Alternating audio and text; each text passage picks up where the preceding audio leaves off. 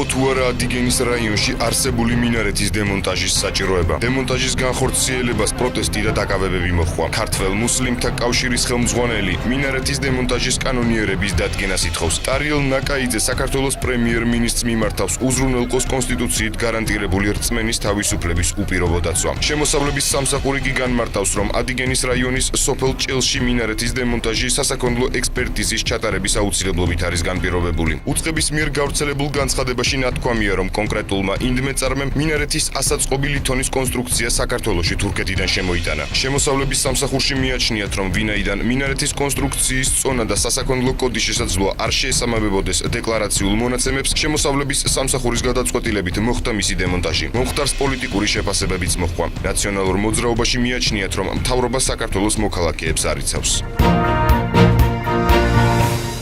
რამდენად მიზნობრივად იხარჯება თბილისის ძველი უბნების რეაბილიტაციისათვის გამოყოფილი თანხები. ფინანსთა სამინისტროს საგამოძიებო სამსახური TV-სამთან ახალ განცხადებას აკეთებს.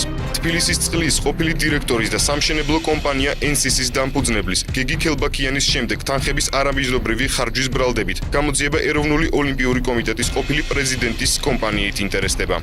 TV-3 დაინტერესდა, რამდენად მოსალოდნელია ამ მიმართულებით მორიგი ფაქტების გახმაურება. ფინანსთა სამინისტროს საგამოძიებო დეპარტამენტის უფროსი ირაკლი შოთაძე ერთ-ერთ ასეთ საქმედ რიყის რეაბილიტაციის პროექტს ასახელებს. საგამოძიებო სამსახურში მიმდინარეობს მთელი რიგი საქმეები, რომლებშიც ფიგურირებს ის შემსრულებები, რომლებიც დაფუძნებული იყო ძველი თბილისის რეაბილიტაციის და განვითარების ფონდის მიერ, მაგრამ ამ ეტაპზე მე შეგიძლიათ გესაუბროთ ორ საქმეზე. პირველი არის ცნობილი რიყის ეპიზოდი, რომელზეც პასუხისგებაში მიცემულნი იყვნენ პიროვნებები, კონკრეტულად თანხების მითვისების ფაქტზე, რაც ეხებოდა რიყის ტერიტორიის შეძენას და შემდგომში გასხვისებას და შემდგომში ისევ სახელმწიფოს მიერ უკან შეძენას, რაც განხორციელდა ამ ფონდის დაფინანსებით. აღნიშნული საქმე სისხლის სამართლის საქმე სასამართლოში არის გაგზავნილი და ამ საქმეზე მიმდინარეობს განხილვა სასამართლოში. შეეხება ახალ ეპიზოდს, ამ შემთხვევაში დაფინანსება მოდიოდა ამ ფონდიდან. არასამთავრობო ორგანიზაცია საერთაშორისო გამჭვირვალობა საქართველოშიც აცხადებენ, რომ ძველი ქალაქის რეაბილიტაციისა და განვითარების ფონდიდან თანხების ხარჯვის პროცესი არაგამჭვირვალე იყო. საერთაშორისო გამჭვირვალობა საქართველოს მთავარი იურისტის თქმით, ძველი ქალაქის რეაბილიტაციისა და განვითარების ფონდი მერიის შემადგენლობაში შედიოდა. თუმცა ეს უკანასკნელი დღემდე არ აკონკრეტებს, რომელი პროექტის დასაფინანსებლად რა თანხა გამოიყო, რა პრინციპით ხდებოდა კომპანიების შერჩევა და რამდენად გამჭვირვალე იყო თანხების ხარჯვის პროცესი. ჩვენ არ გამოვრიცხავთ, რომ მომავალში შეიძლება იყოს დაკავებული სხვა თანამდებობის პირები, ვინც უშუალოდ კავშირი ჰქონდა ამ ხარჯვით ნაწილთან, იმიტომ რომ კიდევ ერთხელ აღვნიშნოთ, ეს იყო გამომჭვირვალე პროცესი, ჩვენ მქონდა ძალიან ბევრი შეკითხვა, იყო საზოგადოებაში ძალიან ბევრი შეკითხვა და ეს იყო აბსოლუტურად დახურული სამწუხაროდ. ასევე მე ვფიქრობ, მერიის პასუხისმგებლობის საკითხიც არის, იმიტომ რომ თუ მერია ურიცხავს კონკრეტულ ფონდს რაღაც თანხას, ის აუცილებლად როგორც მინიმუმ უნდა ამოწმებდეს, როგორ იხარჯება ეს თანხა. ძველი თბილისის რეაბილიტაციისა და თბილისის განვითარების ფონდიდან სულ 633 მილიონი ლარია დახარჯული. საქართველოს ბანკის 10%-იანი წილის მფლობელი, მსოფლიოს ერთ-ერთი უმსხვილესი კომპანია Franklin Templeton Investment მორიგი ინვესტიციების ჩასადებად ემზადება. მისი ხელმძღვანელი საქართველოში გასულ კვირაში იმყოფებოდა და პრემიერსაც შეხვდა. TV3 მარკ მობიუსის ვიზიტის კონკრეტული მიზნებით დაინტერესდა. თანაინვესტირების ფონდის ხელმძღვანელი აცხადებს, რომ კომპანია სხვადასხვა პროექტებში 10-დან 30 მილიონამდე ინვესტიციის განხორციელებას გეგმავს. გიორგი ბაჩიაშვილის განმარტებით, Franklin Templeton Investments ისეთი მზარდი კომპანიები აინტერესებს, რომელთაც აქვთ პოტენციალი თავიანთი აქტივები საფონდო ბირჟაზე გაიტანონ. ცნობისათვის გლობალური მართვის კომპანია Franklin Templeton Investments საქართველოს ბანკის 10%-იანი წილის მფლობელია. რაც უკავშირდება საბანკო სექტორის მიერ იურიდიული პირების დაკრედიტების მთლიანი პორტფელის შემცირება. ეროვნული ბანკის ოფიციალური მონაცემებით იურიდიული პირების დაკრედიტების საერთო მოცულობის 75.7% მხოლოდ სამ დარგზე: მრეწველობაზე, მშენებლობასა და ვაჭრობაზე მოდის. რაც შეეხება იურიდიული პირების დაკრედიტების მთლიან მოცულობაში ვაჭრობის წილს, ის ივლისის მონაცემებით 1.6%-ით შემცირდა. მრეწველობის დარგში 3%-იანი, მშენებლობაში კი 3.7%-იანი კლებაა. საქართველოს ბანკების ასოციაციის დირექტორი TV3-თან აცხადებს, რომ იურიდიული პირების დაკრედიტების მოცულობის შემცირება კიდევ ერთხელ მიუთითებს ქვეყანაში ეკონომიკის ზრდის ტემპების შენელებას. წლის პირველ ნახევარში ეკონომიკის ზრდის ტემპების შენელების ფონზე ეს მოსალოდნელიც იყო, რომ მოხდებოდა გაკვეთილა დასახვა ეს საბანკო კრედიტს. და ეს არის ერთ-ერთი ამის მაჩვენებელი, როდესაც ახლა ჩვენ საუბრობთ წინათვისთან შედარებით, თქვათ იურიდიული პირებისთვის დაკრედიტების მოცულობის შემცირება. მაგრამ არაფერი აქ ესე იგი არაბუნებრივი არ არის და საგანგაშო არ არის. მით უმეტეს ჩვენ ვიცით, რომ ბანკები თან აქტიურად არიან ჩართული აგრო კრედიტის მიმართულებით, მით უმეტეს დაემატა ახალი კომპონენტებიც, რომელიც ითვალისწინებს ეკონომიკის რეალური სექტორის დაფინანსებას.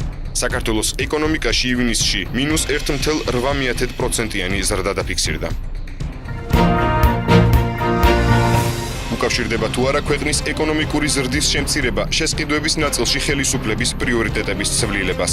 საერთაშორისო გამჭვირვალობა საქართველოს მონაცემებით ელექტრონული ტენდერების მიხედვით 2013 წელს სახელმწიფომ ინფრასტრუქტურულ პროექტებზე დაახლოებით 293 მილიონი ლარის ფარგლებში დახარჯა. 2012 წლის განმავლობაში ამ ტიპის ტენდერებზე კი 654 მილიონი ლარი დაიხარჯა. საერთაშორისო გამჭვირვალობა საქართველოს ანალიტიკოსი მათიას ჰუტერი TV-სთან აცხადებს, რომ ახალმა მთავრობამ დროებით ბევრი ინფრასტრუქტურული პროექტი შეაჩერა და მათი გაგრძელება კითხვის ნიშნის ქვეშ დგას. მისი თქმით, შესაძლოა სწორედ მშენებლობებთან დაკავშირებული კონტრაქტების ნაკლებობას გამოეწვია ეკონომიკის შენელება. მისივე განმარტებით ინფრასტრუქტურულ ნაწილში შესყიდვების შემცირება მთავრობის პრიორიტეტებს უკავშირდება და ხელისუფლების მიერ სოციალურ პროექტებზე ორიენტაციითაც არის განპირობებული. ერთ-ერთი ფაქტორი, რამაც ეკონომიკური ზრდის შემცირება გამოიწვია, შესაძლოა შეჩერებული ინფრასტრუქტურული პროექტები იყოს. ახალმა მთავრობამ არსებული პროექტების შეფასება მოახდინა და სავარაუდოდ ეს ის სფეროა, სადაც ხელისუფლებამ ფულის დაზოგვა გადაწყვიტა. სახელმწიფო შესყიდვების სააგენტოში კი საკითხთან დაკავშირებით კონკრეტულ კომენტარს არ აკეთებენ და აცხადებენ, რომ გარკვეულ ნაწილში წინა წელთან შედარებით შესყიდვების ნაწილი გაზრდილია, ხოლო ნაწილში შემცირებული. ინფრასტრუქტურის მინისტრის დავით ნარმანიას განცხადებით სატენდერო ხელშეკრულებების ღირებულება წინა წელთან შედარებით ორჯერ გაიზარდა. მინისტრი ჯერჯერობით არ აკონკრეტებს, რა თანხებზეა საუბარი, თუმცა ის სატენდერო ღირებულების გაზრდის მიზეზად სატენდერო ხელშეკრულების გამჭვირვალობასა და სახელშეკრულებო გარანტიის მოქმედების ვადის 2 წლამდე გაზრდას მიიჩნევს. ნარმანიას განცხადებით, ახალი მთავრობა ყველაფერს აკეთებს იმისათვის, რომ სახელმწიფო ტენდერებში ჯანსაღი კონკურენცია იყოს. მინისტრის განმარტებით, მოქმედების ვადის 1-დან 2 წლამდე გაზრდა ტენდერში გამარჯვებულ ინვესტორს 2 წლის განმავლობაში პასუხისმგებლობას დააკისრებს ჩატარებულ სამუშაოებზე პასუხისმგებელი იყოს. ჩვენ წელს რაოდენობრივი თვალსაზრისით გაცილებით უფრო მეტი ტენდერი ჩავატარეთ, ვიდრე გასული წლის ანალოგიურ პერიოდში იყო და შესაბამისად სატენდერო ღირებულებაც მეტია. ორი რამ, რაც ჩვენ წელს მოვახერხეთ და შევცვალეთ ტენდერებთან დაკავშირებით, არის ის, რომ პირველი უფრო გამჭვირვალე გახდა სისტემა, საიდან გამომდინარე ტენდერებში კონკურენცია ნამდვილად მოიმატა და მეორე ეს არის ტენდერში გამარჯვების შემდგომ სახელშეკრულებო გარანტიის მოქმედების ვადა. როგორ მიმდინარეობს რუსეთის ბაზარზე ქართული ღვინის ექსპორტი და რას უკავშირდება რუსი ექსპერტების მიერ ქართული კომპანიების პროდუქციის დაწუნება. რუსეთის მთავარი სანიტარი გენადი ონიშენკო აცხადებს, რომ ემბარგოს მოხსნის შემდეგ ქართული ღვინის 19 სახეობა იქნა დაწუნებული. ღვინის ეროვნული სააგენტოს ხელმძღვანელი ლევან დავითაშვილი TV-სთან აცხადებს, რომ ექსპორტის პროცესი შეუფერხებლად მიმდინარეობს და ამ ეტაპზე რუსეთში 4.500.000 ბოთლზე მეტია გასული. მისი თქმით, რამდენიმე კომპანიის პროდუქცია მხოლოდ ტექნიკური მიზეზების გამო დაიწუნეს და მათ შესაძლებლობა აქვთ განმეორებითი ნიმუშები წარადგინონ. მისივე განმარტებით, ამჟამად საექსპორტო სერტიფიკატები 15 კომპანიაზეა გაცემული და წლის ბოლომდე სავარაუდოდ რუსეთის ბაზარზე კიდევ 6 მილიონ ბოთლზე მეტი გავა. არის ბევრი ფაქტორი, რის გამოც შეიძლება პრობლემა აღმოჩნდეს ამა თუ იმ ნიმუშში. აქედან გამომდინარე, ეს შეიძლება იყოს შენახვის წესები, ეს შეიძლება იყოს ტემპერატურული კონტროლი, ტემპერატურის რეჟიმი და ასე შემდეგ. ჩემი პროგნოზი იყო, რომ 2-3 მილიონ ბოთლს გავიტანდით რუსეთში ამ ზაფხულის განმავლობაში, თუმცა ის აგვისტო არ დასრულებულა და 4 მილიონზე მეტია. ანუ ჩვენ რაღაც საპროგნოზო მონაცემები მაინც მეტნაკლებად სუსტი გვაქვს, თუმცა გადაჭარბებით ვასრულებთ ამ გეგმას. ასკანელი ძმების დამფუძნებელი კი TV-სთან აღნიშნავს, რომ ამ ეტაპზე კომპანიამ მოაგვარა ექსპორტთან დაკავშირებული პრობლემები და მათი პროდუქცია უკვე იყიდება მაღაზიათა ქსელებში. მისი თქმით, ექსპორტზე 9 დასახელების ღვინო და 100,000-მდე ბოთლია გასული. საქართველოში წარმოებული ყველა სახის არაყი შემოწმებულია და ის ჯანმრთელობისათვის საზიანო არ არის. ამ განცხადებას სურსათის ეროვნული სააგენტო მას შემდეგ აკეთებს, რაც რუსულმა პორტალმა Business Gruziam საკუთარ გვერდზე გამოქვეყნებულ სტატიაში ქართული არყის ვარგისიანობა კითხვის ნიშნის ქვეშ დააყენა. TV3-თან სურსათის უვნებლობის სააგენტოს წარმომადგენელი აცხადებს, რომ არყის მწარმოებელ ყველა კომპანიაში მათი მხრიდან ინსპექტირება ჩატარდა. კახა სოხაძის ინფორმაციით, შემოწმების შედეგად კომპანიების მხრიდან პროდუქციის წარმოების პროცესში რაიმე სახის დარღვევები არ დაფიქსირდა. აქტიურად არის ჩაბართული ამ საკითხში სურსათის ეროვნული სააგენტო, ასევე მოხმარებელთა უფლებადამცველი ორგანიზაციები, რომელიც ყველა შემთხვევაში გვაწვდიან ჩვენ ინფორმაციას. ამ დღევანდელი მდგომარეობით რაიმე სახის დარღვევაზე სააგენტოში ინფორმაცია არ შემოსულა, ასევე ჩვენი კვლევები და კონტროლიც ადასტურებს იმას, რომ ქვეყანაში არსებული ეს ალკოჰოლური პროდუქცია არ წარმოადგენს ადამიანის ჯანმრთელობისთვის საჭიროებას. რუსული ბიზნეს პორტალის მასალაში ნათქვამია, რომ საქართველოში დამზადებული არყების უმრავლესობა მომხმარებელთა ჯანმრთელობისათვის მავნებელია. სტატიის ავტორი განმარტავს, რომ ალკოჰოლური სასმელების უმეტესობას აცეტონის გემო დაკრავს და მათი ხარისხი კრიტიკას ვერ უძლებს. ამ საკითხთან დაკავშირებით არყის მწარმოებელი კომპანიები კომენტარს არ აკეთებენ. აღმაშენებლის ხეივნის მე-12 კილომეტრზე მცხოვრები მოსახლეობა კომპანია GT Motors-ის მიერ ამავე ტერიტორიაზე წარმოებულ მშენებლობას აპროტესტებს. მათი თქმით, მერიამ ტერიტორია GT Motors უკანონოდ მიყიდა. გარემოდამცველი ლაშა ჩხარტიშვილი TV3-თან აცხადებს, რომ GT Motors-ის მიერ შესყიდულ ტერიტორიაზე უნდა აშენებულიყო სკვერი, სადაც ბავშვების სათამაშო მოედნები მოეწყობოდა. მისი თქმით, მშენებლობა დაწყებული იყო, თუმცა 2011 წელს ტერიტორია გაიყიდა. მოსახლეობა ცდილობდა კანონიერი მეთოდებით აღნიშნულის ხელი შეეშალა, აწყობდა საპროტესტო აქციებს, შექონდა არაერთი საჩივრები, დღემდე მათ ვერ მიაღწიეს ვერაფერს, პირიქით სამწუხაროდ ისევ და ისევ ახალი ხელისუფლების წარმომადგენლებმა დაიწყეს მათი დევნა კომპანია GT Motors-ის საჩივრის საფუძველზე და არავის გამოუძიებია ის თუ რამდენად კანონიერი იყო მერიის მიერ მათ დასახლებაში არსებული ერთ-ერთი სკვერის მოსაწყობის სივრცის გასხვისება.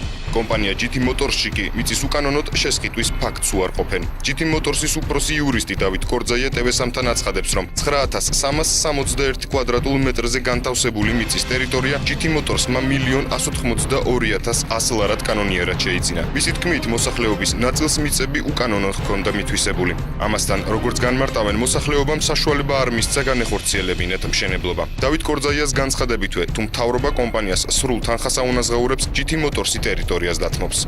ცენტრი იქნება საერთაშორისო სტანდარტებთან შესაბამისობაში, დასაქმდება 60-დან 80 ადამიანამდე და შესაბამისად კეთილი მოეწყობა მისი მოსაზღვრე ტერიტორია და პერიმეტრი.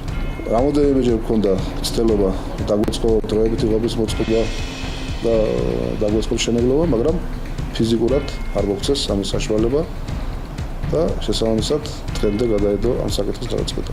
მშენებლობის ნებართვა 30 მაისს გაიცა. ამჟამად მოსამზადებელი სამუშაოები მიმდინარეობს. აღნიშნულ ადგილას კი ფორდის ავტორიზებული საავტომობილო ცენტრი აშენდება. რამდენად მიზანშეწონილია ყოფილი იმელის ტერიტორიაზე მრავალსართულიანი სასტუმროს მშენებლობა. მილენიუმის სასტუმროს მშენებლობას არაბული დაბი ჯგუფი ახორციელებს. ყოფილი იმელის ტერიტორიაზე მიმდინარე სამუშაო პროცესებთან და სასტუმროს პროექტთან დაკავშირებით TV3-თან ხელოვნებად მცოდნე მარინა ხატიაშვილი აცხადებს, რომ პროექტი დამუშავებულია და იგი არქიტექტურულ კონცეფციას არ შეიცავს. ამ ერთი პატარა ამ რამდენიმე ესეთი ურბანული ერთეულის ადგილას დღეს უნდა მივიღოთ მასიური შენობა. აქ ჩვენ ერთი ვერტიკალური აქცენტი უკვე გვაქვს აი ამ ყოფილი ივერის შენობის სახით და ეხლა უნდა მივიღოთ ახალი ისე მინით შემოსილი ახალი ვერტიკალი. ეს პროექტი, რასაც მე გავეცანი, არ არის დამუშავებული და დანაწევრებული ქვედა სართულების დონეზეც კი. ადგილის შეუსაბამო შენობას უწოდებს არქიტექტორი ლევან ლომინაშვილი მილენიუმის ბრენდის მრავალსართულიან სასტუმროს. მისი განცხადებით, მსგავსი ტიპის სასტუმრო ქალაქის ძველ უბანში მთლიანად ცვლის ძველი ქალაქის ხასიათს და იერს უკარგავს. არქიტექტორი მშენებარე სასტუმროს მთავარ პრობლემად მის სიმაღლეს მიიჩნევს. არსებობს ერთი კრიტერიუმი, რომელთაც ფასდება თანამედროვე არქიტექტურა, ასე წოდება skyline, ესე ვთქვათ, ცის კონტური. თუ ამ კრიტერიუმით შევაფასებთ ამ ახალ შენობას, ახალ სასტუმროს, მაშინ ეჭვმეპარება, რომ ის შეესაბამებოდეს ადგილს. და პრაქტიკულად ეს იმას ნიშნავს, თუ ჩვენ დავუშვებთ ამ სიმაღლე შენობის აგებას იმელის ტერიტორიაზე, ეს იმას ნიშნავს, რომ პრაქტიკულად ჩვენ ვცვლით ძველი ქალაქის ხასიათს. თბილისის საკრებულოს თავმჯდომარის მოადგილე ჯაბო სამუშიატევესამთან აცხადებს, რომ საკრებულოში არ არსებობს კომისია, რომელიც კონტროლს გაუწევს მშენებლობებს ისტორიულ უბნებში. ოფიციალური პერკეტი მხოლოდ მერიას გააჩნია. თავად მერიაში კი განმარტავენ, რომ კონკრეტულად იმელის ტერიტორიაზე სასტუმროს მშენებლობა მიზანშეწონილად მიაჩნიათ. მოსალოდნელია თუ არა შემოდგომაზე ბინებსა და მიწებზე ფასების ზრდა. საკითხზე უძრავი ქონების სააგენტოებსა და დეველოპერულ კომპანიებში განსხვავებული აზრი აქვთ. უძრავი ქონების სააგენტო B-სტუდიოს წარმომადგენლის განცხადებით, სააგენტოში ფასების მატებას არ ვარაუდობენ. სააგენტო კიბეჯიში კი ამ საკითხზე წინასწარ კონკრეტული საუბარი უჭირთ. მათი თქმით, ბინებზე ფასები ისედაც მაღალია, თუმცა აღნიშნავენ, რომ ბოლო პერიოდში მოთხოვნა მოიმატა. დეველოპერული კომპანია ცენტრპოინტის დამფუძნებლის ვახტანგ რჩეულიშვილის განცხადებით, უძრავ ქონებაზე ფასები არჩევნებამდეც გაზრდილია. ამის მიზეზად კი მიწოდების ნაკლებობას ასახელებს. მისივე თქმით, ფასების ცვლილება ქვეყანაში არსებულ ვითარებაზეცაა დამოკიდებული. მომატებას იმდენად არ ვარაუდობთ ჩვენ პირიქით დღევანდელი ფასების რეალიზაცია მოხდება გაყიდვებში. როდესაც ქვეყანაში სერიოზულად არჩევნები როგორც საპრეზიდენტო იქნება როგორც საპარლამენტო მდგომარეობა ისე ირევა რომ მოსახლეობა ამჯობინებს და ინვესტორები შეაჩერენ თავის ინვესტიციები და არ გამოიჩინა მაინც აქტიურობა და ელოდება არჩევნების შედეგებს. წყალტუბოში დევნილებისათვის ახალი კოტეჯები აშენდა. კომპაქტურ ჩასახლებაში 150-მდე დევნილს ახლად აშენებული კოტეჯები გადაეცა. ლტოლვილთა და განსახლების მინისტრის დავით დარახველიძის თქმით, 35 კოტეჯი შვეიცარიის განვითარების სააგენტოს დაფინანსებით აშენდა. დევნილთა სამინისტრომ კი კოტეჯები საკანალიზაციო სისტემით და გარე კომუნიკაციით უზრუნველყო, რისთვისაც 100,000 ლარი სამინისტროს ბიუჯეტიდან გამოიყო. მისი თქმით, იგი გეგმება კიდევ 2 ობიექტის გახსნა 66 ოჯახისათვის. ჩვენ გავიარეთ რთული მოსამზადებელი პერიოდი და შევდივართ ახლა იმ ციკლში, როდესაც პრაქტიკულად ყოველ თვეში ჩვენ გვექნება ახალი ობიექტების გახსნის ცერემონიალი და გადაცემა დევნილებისათვის. I came here in 2011. პირველად ამ დასახლებაში ჩამოვედი 2011 წელს და ვნახე ძველი ხის სახლები, პირობები, სადაც ცხოვრობდნენ დევნილები. ეს ადამიანები ამ გაუცაძლის პირობებში თითქმის 20 წელია ცხოვრობენ. ამიტომ ჩვენ მივიღეთ გადაწყვეტილება, რომ დავხმარებოდით აქ დასახლებულ დევნილებს. საქართველოს მთავრობასთან ჩვენი თანამშრომლობა შედგა და საბოლოოდ მივაღწიეთ იმ შედეგს, რომ 35 ოჯახი ცხოვრობს ღირსეულ პირობებში. ჩასახლებაში დევნილები დღემდე ხის კოტეჯებში ცხოვრობდნენ, რომლებიც დროთა განმავლობაში დაძველდა და რამდენიმე მათგანი ჩამოინგრა კიდეც. პროექტი საქართველოს ოკუპირებული ტერიტორიებიდან იძულებით გადაადგილებულ პირთა განსახლებისა და ლტოლვილთა სამინისტროს და შვეიცარიის განვითარების სააგენტოს ორმხრივი მოლაპარაკების შედეგად განხორციელდა. ახალი iPhone-ის პრეზენტაციამდე ცოტა ხნით ადრე უცხოური საინფორმაციო სააგენტოები smartphone-ის შემდგომ მოდელზე აქტიურად წერენ. გავლენიანი გამოცემები უწყებიან, რომ ახალი ტელეფონი A7-იანი ჩიპით იქნება აღჭურვილი, რაც iPhone-ის წინა მოდელებთან შედარებით 31%-ით ჩქარი იქნება. როგორც ცნობილია, iPhone-ის მომდევნო თაობის პრეზენტაცია სექტემბრის შუა რიცხვებში იგეგმება. მანამდე კი კომპანიაში ოფიციალური კომენტარის გაკეთებისაგან თავს იკავებენ. სასტუმრო წყლის ქვეშ უნიკალურ პროექტზე მუშაობა უკვე დაწყებულია. სასტუმრო ფიჯის კუნძულებზე განთავსდება. როგორც ცნობილია, ზღვის სიღრმეში 80 მეტრის სიმაღლეზე აგებულ დასასვენებელ კომპლექსში მოხვედრა სპეციალური წყლის ლიფტებით იქნება შესაძლებელი. ლუქსის სასტუმროს 24 ოთახი, რესტორანი, ბარი, საკონფერენციო დარბაზი, ბიბლიოთეკა, სპა-სალონი და დახურული საცურაო აუზიც ექნება. წყალქვეშა სასტუმროს დიდი გაუმტარი შუშები ექნება, რის საშუალებითაც სტუმრებს ოკეანის უნიკალური სამყაროს დათვალიერების საშუალება ექნებათ. ქოშა სასტუმროში სპეციალური მოწყობილი აპარატურით მგზავრები ჟანგბადს უპრობლემოდ მიიღებენ. წინასწარი მონაცემებით, სასტუმროში ერთკვირიანი დაუვიწყარი შვებულების გატარება $30,000 დაჯდება. ამ ფასში კუნძულამდე თვითმფრინავით მგზავრობაც შედის. შვეიცარიის მოქალაქემ ლატვიაში 93 მილიონი ევრო მოიგო. ეს ყველაზე დიდი მოგებაა, რაც კი ოდესმე ლატვიაში გათამაშების დროს დაფიქსირებულა. რეკორდული თანხის ახალი მფლობელის ვინაობა ამ დრომდე არ ხმაურდება. ევროპულ ლატარია ევროპენ მილიონში წინა გამარჯვებულიც შვეიცარიელი იყო. მან 2011 წელს 53 მილიონი ევრო მოიგო. ამ ლატარიის ბილეთი 2 ევრო ღირს და მოგების იმედით 200 მილიონზე მეტი ადამიანი თამაშობს. 2016 წელს ლოს-ანჯელეს ფედერალური სასამართლოს ახალი შენობა ექნება. 319 მილიონ დოლარიან პროექტზე მსოფლიოში ცნობილი დიზაინერები და არქიტექტორები მუშაობენ. ახალი 10 სართულიანი ნაგებობა ქალაქის ცენტრალურ მოედანზე განთავსდება. მასშტაბური პროექტის განსახორციელებლად შტატების ხელისუფლებამ თანხები უკვე გამოყო. ფედერალური სასამართლოს მშენებლობა ახლო მომავალში დაიწყება და 3 წელს გასტანს. სირიაში მიმდინარე სამოქალაქო ომის გამო მილიონზე მეტი არასრულწლოვანი დევნილობაში იმყოფება. დასკვნა ევროკავშირმა გამოაქვეყნა. არსებული ცნობებით, ყოველი მეორე სირიელი, რომელიც ქვეყანაში მიმდინარე სისხლიან დაპირისპირებას გაექცა, არასრულწლოვანია. უმეტესი მათგანი კი 11 წლამდე. იორდანიაში მდებარე მსოფლიოს ერთ-ერთ ყველაზე დიდ დევნილთა ბანაკში ამ დროის მონაცემებით 40,000 დევნილი ბავშვია. დანარჩენი მათგანი კი სხვადასხვა ბანაკში არიან გადანაწილებულნი. სისხლიან შეტაკებას სირიაში მთლიანობაში 100,000 ადამიანი ემსხვერპლა. გარდაცვლულთა შორის 7,000-ზე მეტი ბავშვია.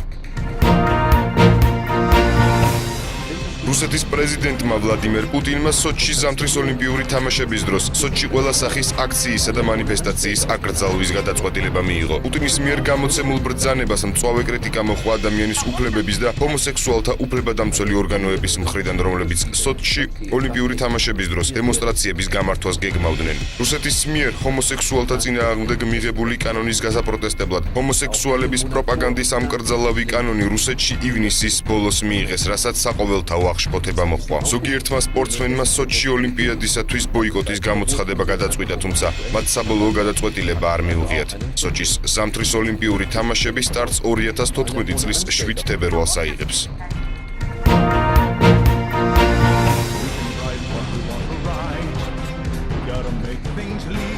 WikiLeaks-ის დამფუძნებელმა ჟულიან ასანჟმა თავისი წინასაარჩევნო კამპანიის ფარგლებში ვიდეოკლიპი გადაიღო. ასანჟი ავსტრალიის პარლამენტში მოსახვედრად საარჩევნო მარათონს ლონდონში, ეკვადორის საელჩოდან ატარებს, სადაც უკვე წელიწადზე მეტია იმყოფება. სააგიტაციო კლიპში 42 წლის ავსტრალიელი პოლიტიკაზე რეპს კითხულობს. კლიპი ავსტრალიელებმა ჯორდანო ნანიმ და ჰიუგო ფარანტმა ჩაწერეს. სენატის არჩევნები ავსტრალიაში 7 სექტემბერს გაიმართება. პარტია WikiLeaks-მა 7 კანდიდატი შეარჩია, ვინც ავსტრალიის 3 შტატიდან ქვეყნის პარლამენტში მოსახვედრად იბრძოლებს.